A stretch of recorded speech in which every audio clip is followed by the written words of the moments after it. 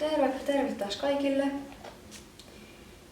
Mä olin tässä justiin piirtämässä uusia kaavoja ja sain siinä idean, että mä voisin tehdä teille tutoriaalin, että mitenkä keppihevosen kaavoja piirretään. Ja mä piirtelin tässä jo varsakaavan ja miniponin, ne kaipas vähän päivitystä. Niin mä piirsin nyt tosiaan ekat versiot niistä jo. Niin mä jätän nää nyt hetkeksi tonne hautumaan vähän. Ja mä lähden tekemään nyt normikokoiselle hevoselle sitten kaavaa. Ja mulla on myös tuikku tässä sitten mallina. Keppihevosen kaavan tekemiseen sä tarvit paperia. Vähän riippuu, että minkä kokoisia hevosia sä teet, että kuinka ison paperin tarvit. Mä käyttäisin normaalisti A3-paperia, mutta mulla ei nyt oo. Multa on päässyt ne loppumaan, niin mä kiinnitän nyt 2 A4-paperia toisiinsa. Elikkä ihan vaan läpinäkyvällä teipillä tosta. Näin. Nyt meillä on tässä sopivan iso paperi. Ja sitten mulla on tässä näitä vanhoja kaavoja. Mutta nyt olisi tarkoitus tehdä ihan uusi kaava. Elikkä mä en ihan vapaalla kädellä tällä kertaa piirrä, koska mulla on kuitenkin tässä pari ihan hyvää pohjaa. Ja mulla olisi nyt tarkoituksena lähteä vähän pidentämään tätä päätä. Elikkä mä oon ihan tyytyväinen kaulaan, mutta jotenkin musta tuntuu, että toi pää on pikkasen niin kuin liian lyhyt. Niin etenkin mä haluaisin nyt keskittyä siihen, että mä vähän pidennän sitä. Mä itse asiassa kiinnitän tähän reunaan vielä yhden paperin, niin ei lopu sitten tila. Eli ne perusjutut, mitä tarvii kaavaan tekemiseen, niin on tarpeeksi iso paperi. Sitten kynä, mulla on ihan perus lyijykynä tossa, ja sitten pyyhekumi. Ja sitten myöhemmässä vaiheessa tarvitaan sakset, että saadaan leikattua se kaava siitä pois. Mutta mulla kun on tässä nyt näitä vanhoja kaavoja, niin mä pikkasen hyödynnän näitä. Mutta jos sulla ei ole olemassa mitään kaavaa, niin kannattaa katsoa esimerkiksi vaikka netistä kuvia oikeista hevosista ja niin kuin niiden päämuodoista tai sitten justiin vaikka jostain keppihevosista. Jos hepoista ottaa malliin, niin täytyy muistaa, että ei lähde matkiin sitten toisen käden jälkeen. Eli jokaisen tulisi tehdä omat kaavat, että ei sitten matkita toisia tekijöitä.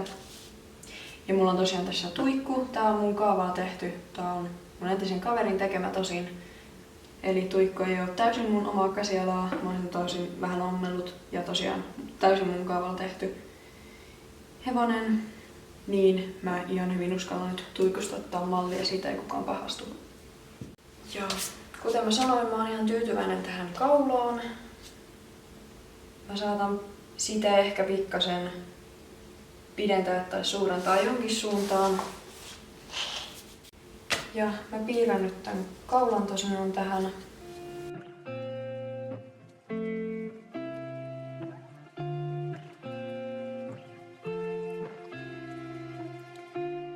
Ja yksi juttu, mitä mä nyt halusin isontaa tähän, on kanssa tää kiinnityskohta. Eli tein tästä ihan pikkasen leveämmän ja sitten pidemmän. Eli tää on sit se kohta, mistä hevonen nyt tulee niin kuin keppiin kiinni.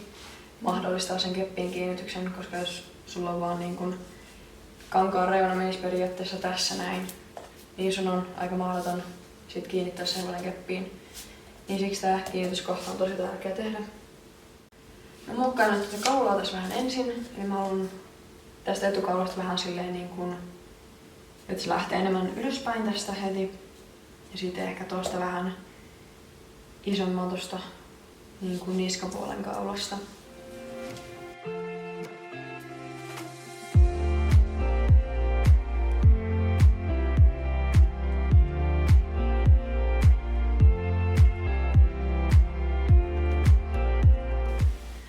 Mä haluan tästä päästä pikkasen niin kuin suoremman, että se on niin kuin pikkasen tonne ylöspäin osoittaa enemmänkin. Mä piirrän tällä nyt vähän pohjaa tohon, että mä tiedän suunnilleen, että mistä kohtaa mikäkin lähtee. Nyt mä laitan ton edellisen kaavan pois tästä kokonaan.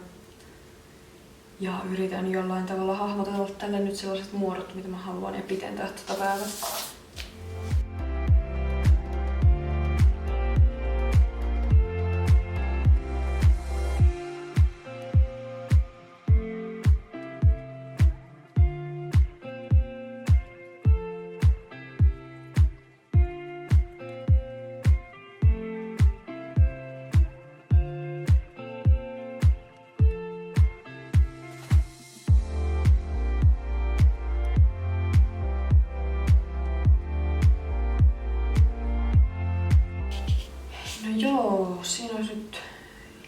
kaavedos. Ja näissä kaavan tekemisessä yksi tärkeä juttu on se, että annetaan tän nyt hetken hautua, kun me ollaan nyt piirretty tää tähän. Niin mä jätän sen nyt hetkeksi, mä en ajattelekaan koko kaavaa, sit mä katson sitä niin kuin uusilla silmillä taas hetken kuluttua.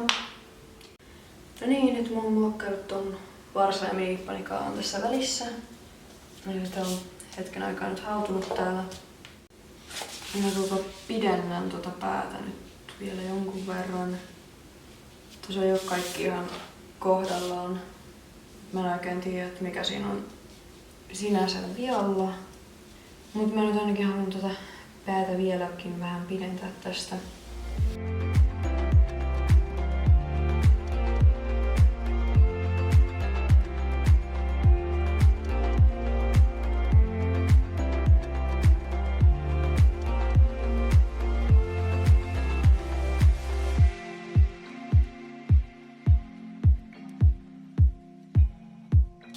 Se alkaisi nyt olemaan vähän sinne päin.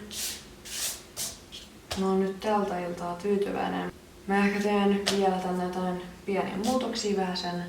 Sitten mä annan tän hautua ihan yön ylitte ja sitten katsotaan aivan uusilla silmillä sitä aamulla. Eli mä oon nyt saanut vähän pidennettyä tätä päätä niin kuin mä halusin. Ja sit mä koitan tänne pikkasen uudenlaista muotoa. Eli mulla on nykyisin tää kohta tästä suora. Mutta mä ajattelin taas vaihteeksi kokeilla, että jos mä tekisin siihen vähän enemmän muotoa. Ihan perusjuttu ja Keppiäisen kaavan tekemisessä on se, että kaulan pitää olla pidempi mitä pää on. Ei samanpituinen, vaan pidempi mitä pää on. Eli tää on nyt noin, jos me mitataan tuosta pää, niin se on yhden pään mittainen ja sitten noin puolet siitä päästä. Eli 1,5 päätä tämä kaula. Jos tämä kaula olisi lyhyempi, vaan jotain suunnilleen pari senttiä pidempi mitä toi pää, niin sit siitä hevosesta tulisi epäsopusuhtainen. Mulla on aika haastava tää niin kuin kaulan ja pään liittymäkohta tästä. Ja mun pitää tätä nyt vielä tässä hetken pyöritellä. Mutta tosta liittymäkohdasta ei kannata tehdä kuitenkaan niinku sellaista, että se leuka menisi niinku pitkälti sitä niinku kaulan myöti. Koska sit siitä hevosesta tulee vähän semmonen niinku periaatteessa, mä tuikon näytän, niin se olisi niinku tämmöisessä muodossa. Ja mulla on nyt tarkoituksena hakea vähän niinku ryhdikkäämpää, eli että se pää olisi niinku kaulaa nähden vähän niinku eteenpäin. Hei taas! Nyt on tosiaan seuraava päivä. Ja mä palailen tässä nyt näiden kaavojen pariin taasen.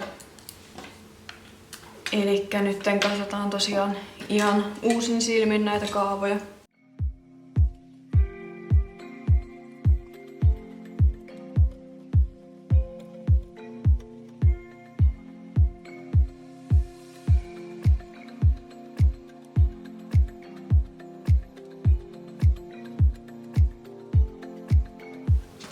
Ja siitä yksi juttu on, että tää niin kun kaula ja pään liitoskohta ei saisi olla liian niin kun kapea.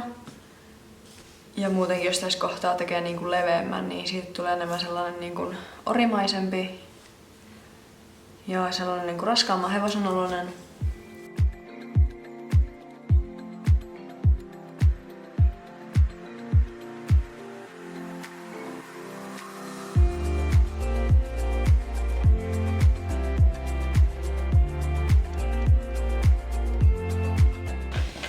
Joo, nyt mä oon tätä tässä hetken hionut. Ja mun mielestä se alkaa nyt olemaan aika hyvä, niin mä leikkaan sen nytten tosta. Elikkä hioin tässä näitä päämuotoja, ihan vähän pidensin vielä päätä. Ja sit mä lyhensin ihan pikkasen tätä kaulaa ja hioin tätä etukaulan muotoa tosta. Mutta nyt tosiaan leikataan se irti tosta.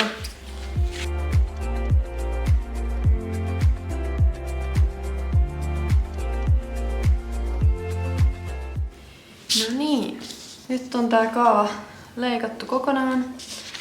Ja tässä on myös tärkeää, että katsotaan tätä kaavaa niin kuin toiselta puolelta, kun mähän piirsin sen niin kuin näin päin tälle puolelle. Niin on tärkeää myös katsoa sitä tältä toiselta puolelta, koska tällä puolella ei näe mitään piirtoviivoja jotka olisi vähän sitten hämätä silmää. Koska jos me katsotaan tänne, niin mulla menee piirtoviiva. Esimerkiksi tossa mä en ole leikannut viivaa pitkä, sit toi otsa. Ne on 2 isoa kohtaa, missä mä en ole niin leikannut sitä viivaa pitkin.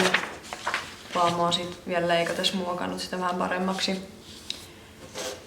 Mut joo, mä nyt olen ihan tyytyväinen tähän päämuotoihin.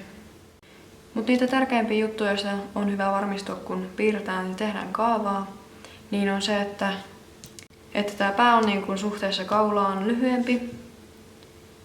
Eli kaula on noin 1,5 kertaa niin pitkä, mitä niin kuin toi pää. Ja sitten, että tää otsa tulee tänne suunnilleen vastapäätä tätä niin kuin kaulan ja pään liitoskohtaa.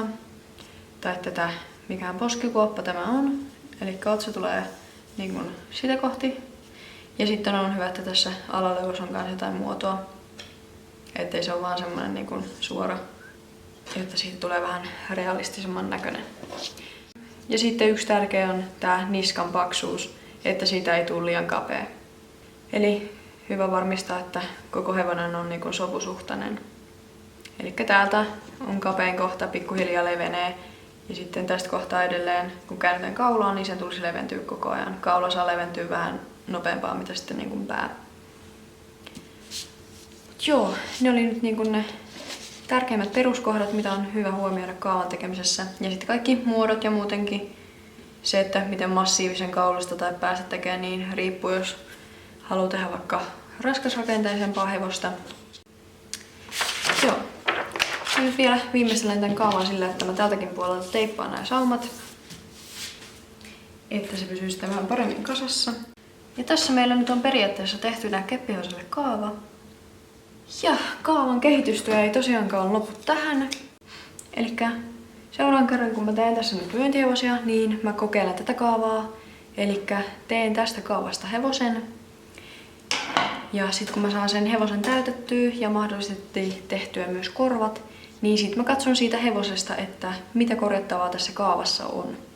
Eli pitääkö mun vaikka kaulasta jotain muuttaa tai niskasta tai jotain tällaista. Ja sitten jos siinä on jotain muutettavaa, esimerkiksi virheitä, niin mä piirrän uudestaan tämän kaavan, teen ne muutokset siihen ja sitten taas tehdään uusi hevonen niin kauan kunnes mä oon tyytyväinen tähän kaavaan, että tähän ei tarvitse tehdä mitään muutoksia. Eli kaavan tekeminen on sellainen kehittämisprosessi oikeastaan. Mutta tosiaan näillä kaavoilla nyt lähden sitten testailemaan, että minkä näköisiä heppoja niistä tulee. Mutta ei mulla muuta nyt tähän videoon enää. Kiitos kun katsoit. Toivottavasti sait edes jotain vinkkejä kaavan tekemiseen. Ja ei muuta kuin nähdään sitten seuraavassa videossa. Ei muuta kuin moi moi!